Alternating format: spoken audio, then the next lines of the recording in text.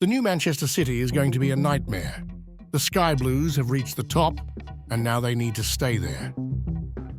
Pep Guardiola, experienced in being at the very top, is already devising an evil plan to address all the needs he and the team may have now and in the future.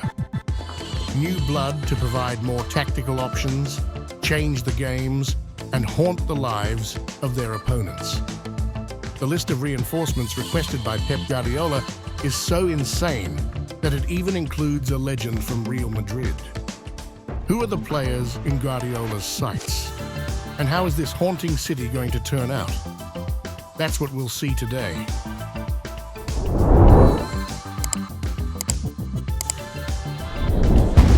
In May 2022, the football world's foundations were shaken. Manchester City, one of the top contenders to win the 2023 Champions League, led by one of the greatest managers in history, had just announced the signing of Erling Haaland, the goal-scoring machine. He was joining a team that was a goal-scoring powerhouse, the perfect match for football. To heighten the expectations even more, the Norwegian arrived, stating clearly that he wasn't on the blue side of Manchester to win the Premier League. He was the key to the next step in Manchester City's quest to conquer Europe. And with players like De Bruyne, Foden, Rodri, Gundogan, Bernardo Silva, among others, Pep Guardiola finally lifted the big-eared trophy in a sensational campaign. I don't think even the most optimistic Manchester City fans expected this. A club that was never anything special, in fact, was the underdog of Manchester, poor, without money, without prestige, and without any resources to compete with the giants of England. After being purchased by Arabia, it slowly started to transform.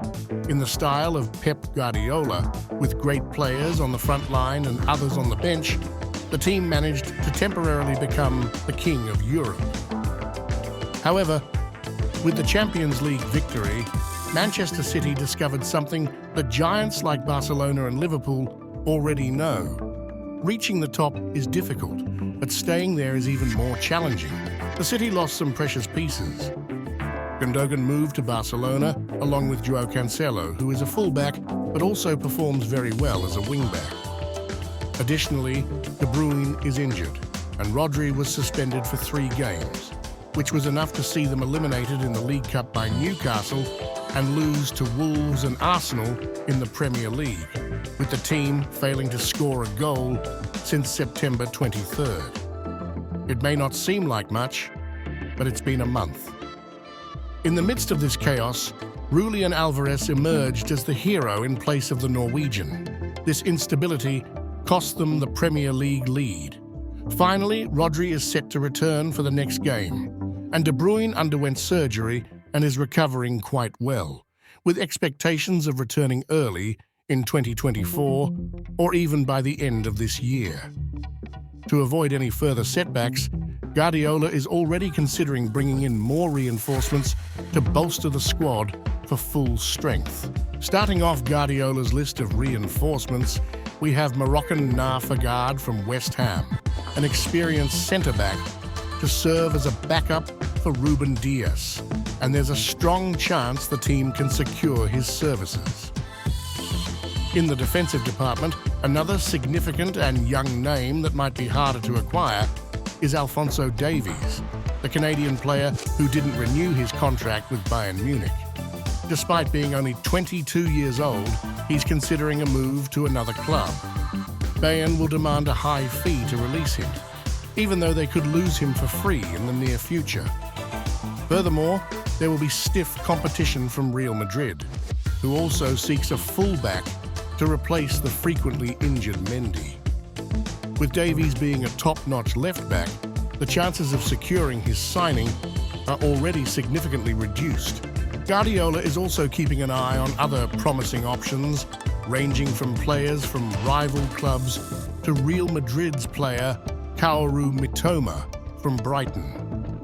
He would be a potential addition for the left midfield position, offering a valuable choice to strengthen the squad especially considering that his contract with Brighton expires in 2025. Furthermore, Xavier Simons, the once disappointing prospect, has started to shine in his first major opportunity and would be an excellent option for both the present and the future. PSG is also interested in him, making the competition even tougher.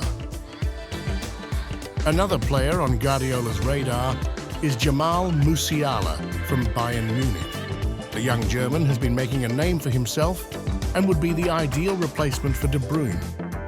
However, Bayern is unlikely to part with one of the world's best talents easily, especially with his contract running until 2026. Finally, the player that City is most likely to acquire and would be a perfect fit in Guardiola's squad is Toni Kroos from Real Madrid.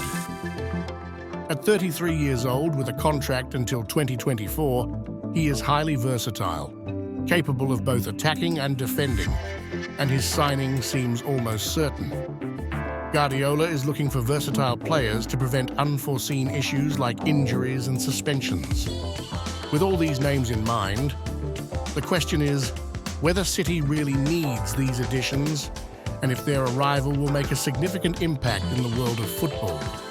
City is a club with substantial financial resources and is striving to build a strong squad. Now, the opinions of fans and experts are eagerly anticipated.